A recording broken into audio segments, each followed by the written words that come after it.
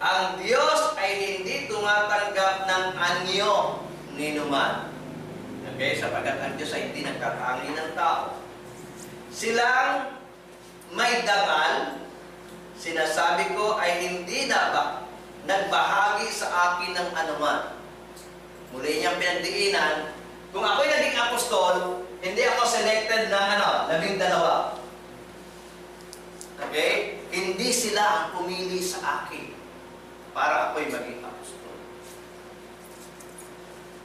Okay? Tuloy natin.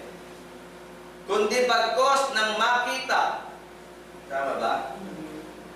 Verse, nasa na po tayo? Verse 6. Tuloy mo ba tayo po ng verse 6? Dapat ang mga wari may dangal ng kaunti, maging anuman sila, ay walang anuman sa akin. Ang Diyos ay hindi tumatanggap ng anyo. Silang may dangal, sinasabi ko, ay hindi nakabahagi sa akin ng anuman.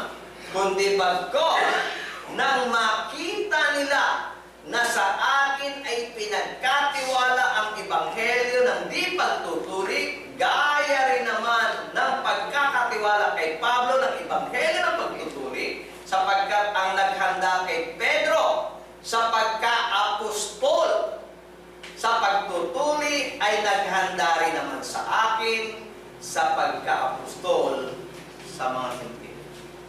Kung sino yung pumili kay Pedro, okay? Sino man ito? Siya ang pumili kay Pedro para maging apostol para sa mga Hudyo. Sino man siya, siya rin ang pumili sa akin para maging apostol ng mga hindi. Isa na ang pumili sa amin. Si Pablo, hindi ako pinili. Pero kung sino man ang pumili kay Pablo, yun rin ang pumili sa akin. Kung tinatanggap niya si Pablo, Pedro, na apostol, sapagkat alam niyo kung sino pumili sa kanya, personal siyang pinili ni Jesus, yung Jesus na yon ang pumili sa akin. Saka natin yan? Kaya may mga argumentong ganito si Apostol Pablo. Sapagkat sa panahon niya, may mga taong ayaw siyang tanggapin bilang apostol.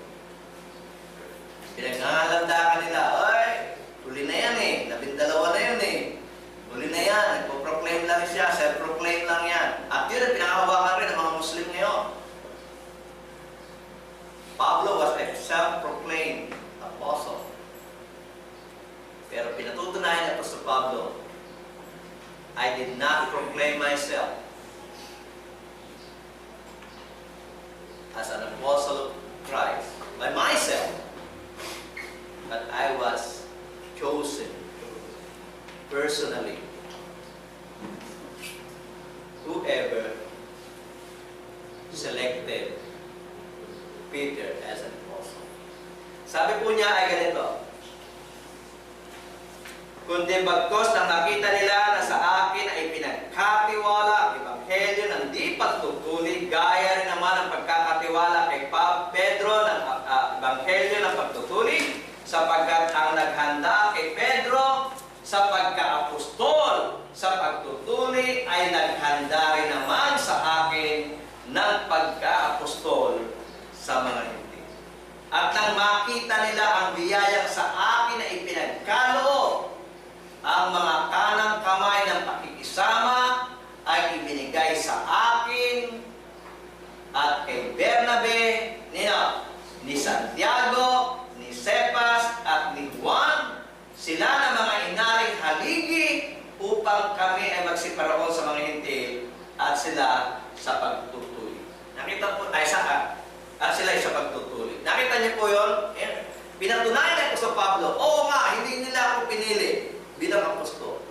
Pero naintindihan nila at naunawaan nila kung sino ang pumili sa kanila bilang apostol, yun rin ang pumili sa akin at kay Bernabe bilang apostol ng mga Hintil at ni-recognize nila ito. Ibinigay nila yung kanilang kanang kamay. Ibig sabihin, isinang-ayon sila, sumang-ayon sila at tinanggap si